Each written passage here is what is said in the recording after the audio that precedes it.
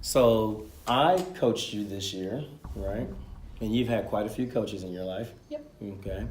What would you say that's different from me in the coaches that you had? A lot more intensity. What do you mean? What I do you don't know. mean? You get your hands on your hips sometimes, Mhm.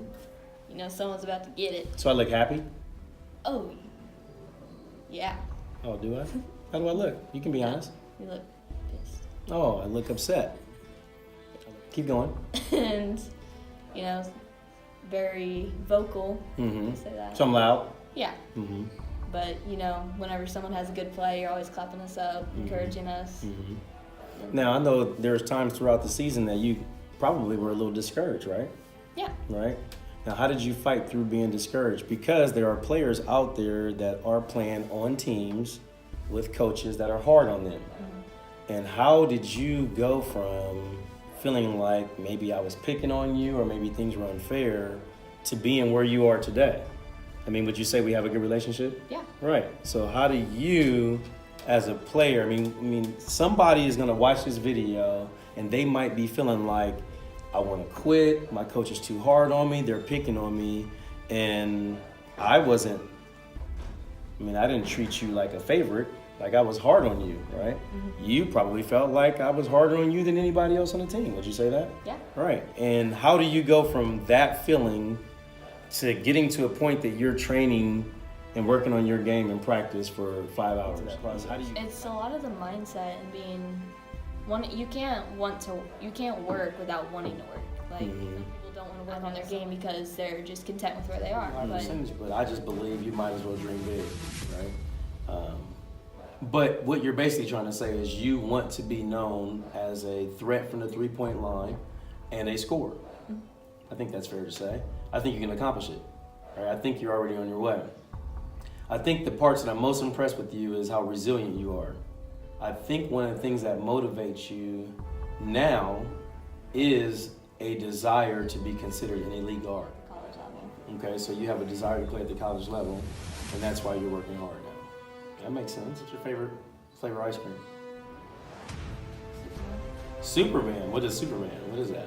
I don't know. It's just like several different flavors kind of mixed together. Okay, is there an S in it? Like, we got to share this story. We're in Louisville, and there's a guy there working the parking lot, and he appeared to be a knowledgeable guy from Kentucky. And so when we pulled up, first time we were there, you remember this, don't you? We pulled up in the car, the minivan, and asked, can we get our passes here? And he said, details inside. And I said, okay, so do we go inside to get the passes? And he said, details inside. And to make a long story short, that was his answer for everything we asked. And so every time we would go to our tournament game, I would ask him a question and try to get him to say anything besides details inside. Like, hey, how you doing today? Details inside.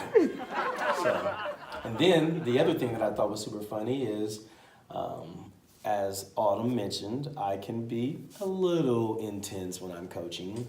And so while I was coaching, I had a migraine headache from motivating my players. And I lost my voice. And did we have like 2 days of basketball? I think we had about 2 days of basketball. And my voice was non-existent. You remember what it sounded like? Sound like Batman. Can we imitate that? You couldn't even talk. You had to literally talk like this. I spoke like that for at least 2 days. And people were laughing. And it became the bad voice. And I was bad coach. And she was bad Autumn. Patatum. And I was bad Ray. Bad Trey. Bad Trey. Bad Mommy was Tammy. And Bad Georgia. Bad Georgia. And Bad Baby. That was Malia. But we had a great time. What I like to say to you guys as we wrap up, when I think about Autumn, this is what I think about. I think about a girl that I see tons of potential in, and I refuse to allow her to settle for anything less than her best. And if that means that she won't like me for a season, and that could be the season of spring and summer, that's okay with me. My intentions are to bring the absolute best out of her. So when she looks back, she will look back and not only be happy that I pushed her, but she will also learn that I loved her and I believed in her. And even though it may not look like that, when she was in the fire, she can look back and see, man, that brother really cared. Those of you who may be in that same situation where you feel like your coaches are picking on you, here's what I can tell you from a coaching perspective.